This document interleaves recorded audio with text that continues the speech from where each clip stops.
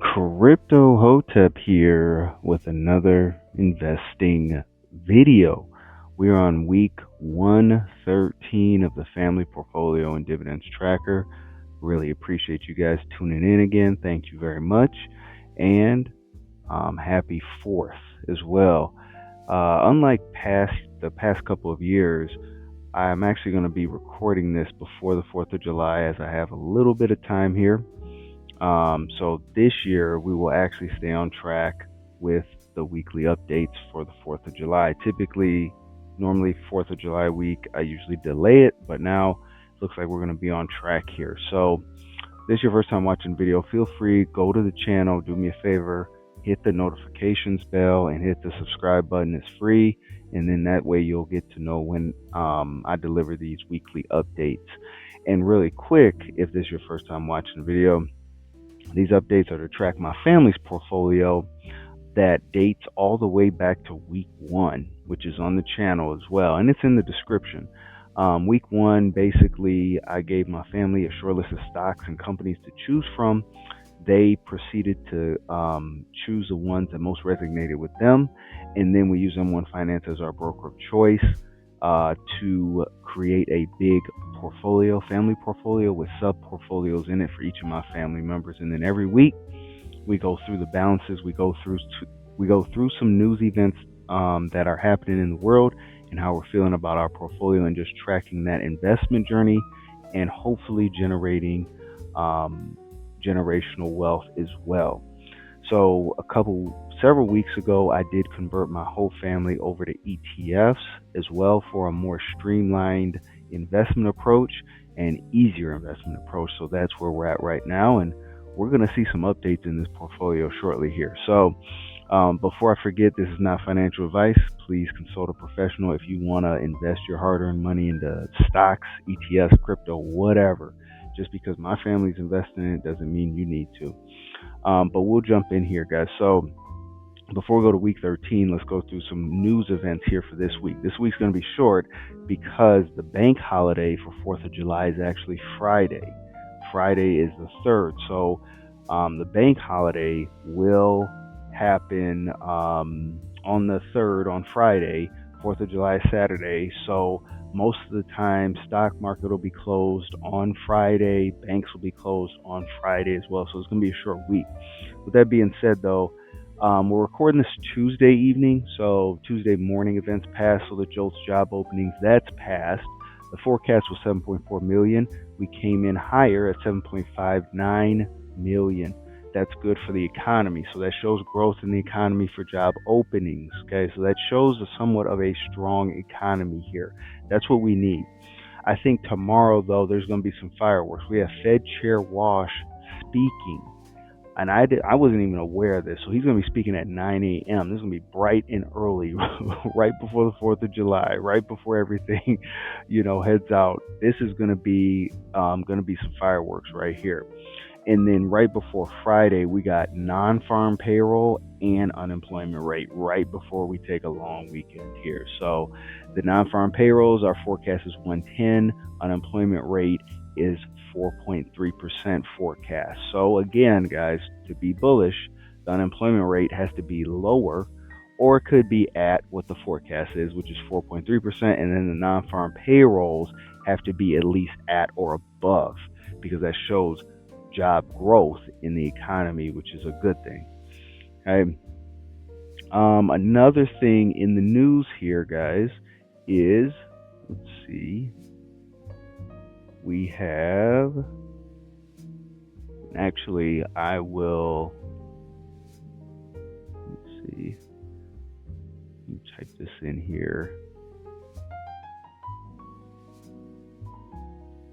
One big thing here is SpaceX, because the only reason I'm covering SpaceX is because if you've been living under a rock for the past 2-3 weeks, Elon Musk's SpaceX company did IPO, and it is trading on the stock market currently. The whole big thing, people are taking out loans to buy shares of SpaceX, and the regular FOMO. I didn't buy any SpaceX because I knew that SpaceX was going to be going into QQQ, which is the NASDAQ 100. So with that being said, the official date for SpaceX joining NASDAQ 100 is July 7th of this year. It's the fastest acceptance for a company to get into an ETF ever. So again, guys, that was the big thing with me is with the ETFs, I don't really have to pick and choose these winners here. The ETFs literally do it for me. And with my whole family investing in technology, SpaceX was a natural progression into that QQQ ETF. Okay, so good news there. Now, if we go to, before we get into the portfolio update for 113, we always go back to 112, the week prior.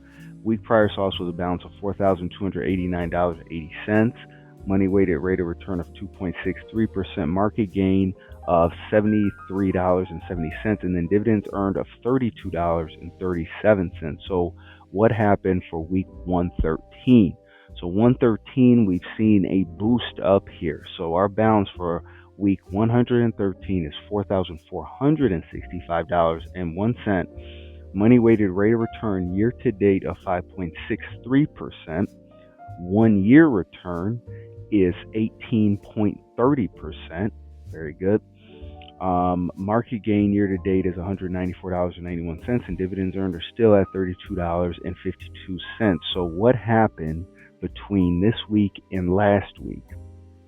Okay, so between this week and last week, we had our dividends. So we had dividends from XLY. So we had our first dividends from when we transitioned the family over to ETFs. Okay, so one of the ETFs that my family primarily invests in is XLY, which is the Consumer Discretionary Fund. Okay, so XLY paid us out $1.42 already. We haven't even held it for a month, and we're still getting the payout of $1.42. And then we also got a consumer and staples dividend of $4.90. So what did we buy with that dividend? We bought some more FSTA, the Consumer Discretionary, or Consumer Staples, I should say, fund. So all we did, we just bought more. Okay. Next, on the 25th, we actually got a dividend from the Quantum Defiance ETF. That's in my portfolio.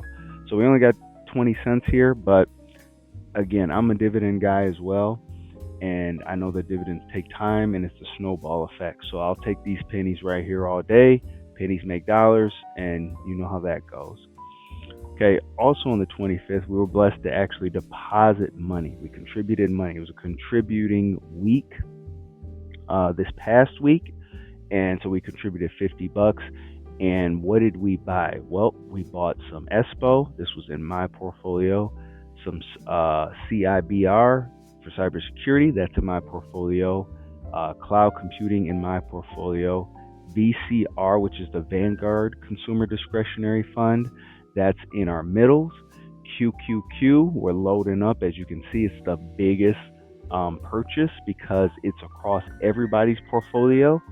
And then XLY. XLY is across mostly everybody's portfolio as well. So we did a little bit of shopping there on the 25th. And if we go to the 26th, we got our first dividend from QQQ, which is cool. So we got $1.47 from QQQM.